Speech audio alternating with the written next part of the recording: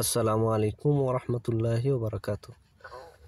আজকে রাত্রে আপনাদেরকে দেখাতে চলেছি কুয়েতে যে শহীদ নামক একটা পার্ক আছে, সেই পার্কের দৃশ্য। পার্কে ঢুকলে এরকম একটা টাওয়ার পাবেন, তারপর ফোয়ারা আছে, দেওয়ালে মাছ ছবি আঁকে ফোয়ারা তৈরি করে গেছে লাইটের কায়দা দিয়ে।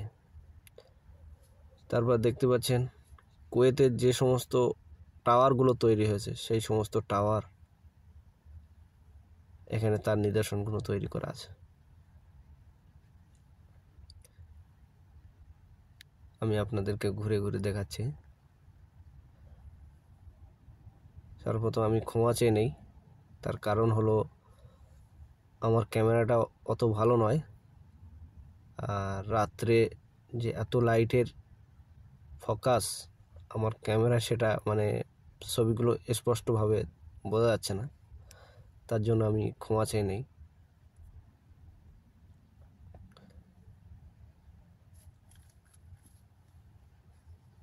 আমি আপনাদেরকে ঘুরে ঘুরে দেখাচ্ছি।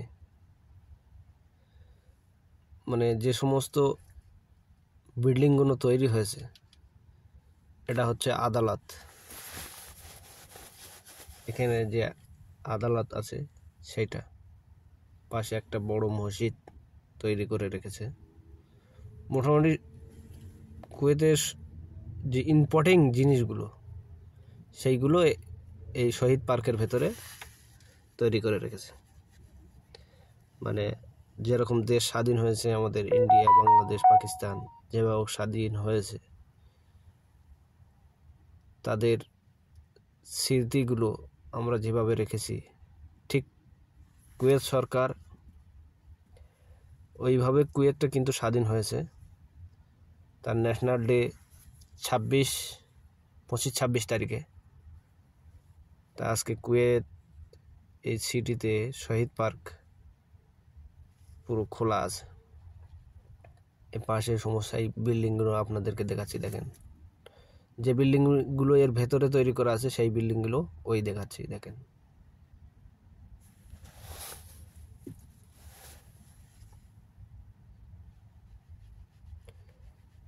এই টাওয়ারটা দেখেছেন, ওই বিল্ডিংটাও দেখেছেন।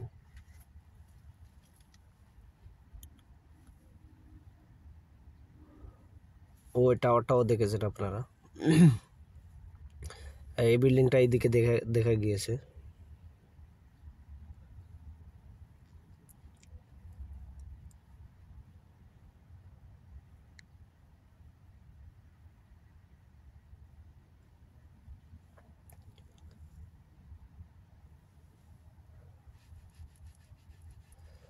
অনেক ভাই কমেন্ট করে বলেছে যে আমার ছবি পরিষ্কার করতে হবে, কিন্তু আমার ক্যামেরাটা অত ভালো নয়, তার কারণে আমি দুঃখিত।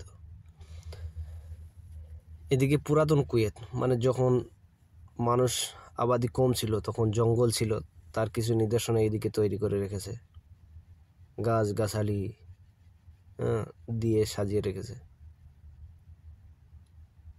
দেখতে পাচ্ছেন, এদিকে সমুদ্রর একটা নিদর্শন তৈরি করে রেখেছে।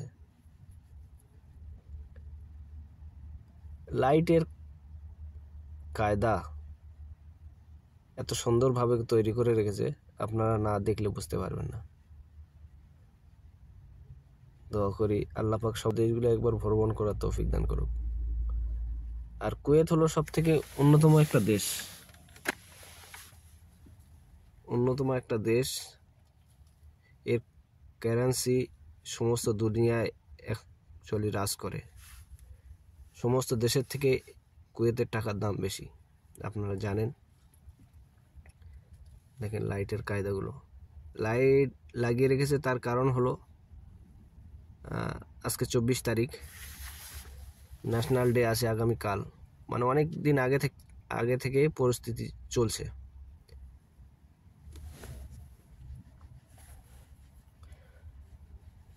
শহীদ পার্কে ঢুকতে গেলে 2-3 দিন আর নেয়, আমি যতটুকু শুনেছি। কিন্তু ন্যাশনাল ডের কারণে পুরো ফ্রি আছে। ওই জন্য আমার কুয়েতির স্ত্রীকে নিয়ে এসেছি। এখানে দেখেন পানির ফোয়ারা।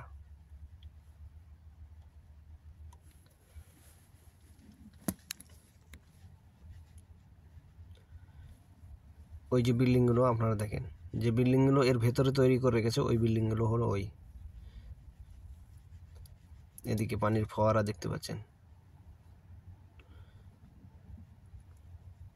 মানে আপনারা রিয়েল না দেখলে বুঝতে পারবে না যে কত সুন্দরভাবে সাজিয়ে রেখেছে।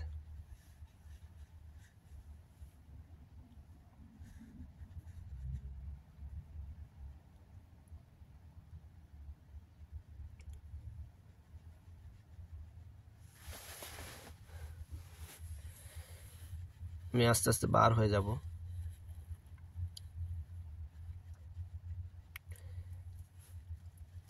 এখানে লাইটের কায়দা দিয়ে কুয়েতের পতাকা বানিয়ে রেখেছে। তার সাথে সাথে কুয়েতের টাকায় দেখবেন একটা নৌকা ছবি দেওয়া আছে, সেই নৌকার ছবি এখানে সেইভাবে তৈরি করে রেখেছে এরা, দেখেন।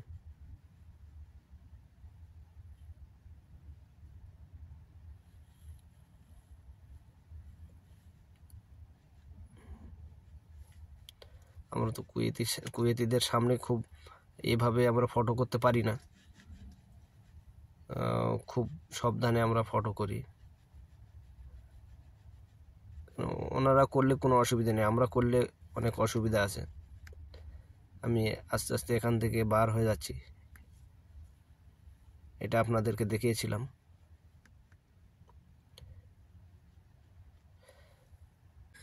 কুয়েত স্বাধীন করতে গিয়ে যে সমস্ত লোক শহীদ হয়ে গেছে, বাচ্চা থেকে নিয়ে বৃদ্ধ থেকে নিয়ে যারা শহীদ হয়ে গেছে, তাদের নাম, তাদের ছবি এখানে মানে লেখা আছে।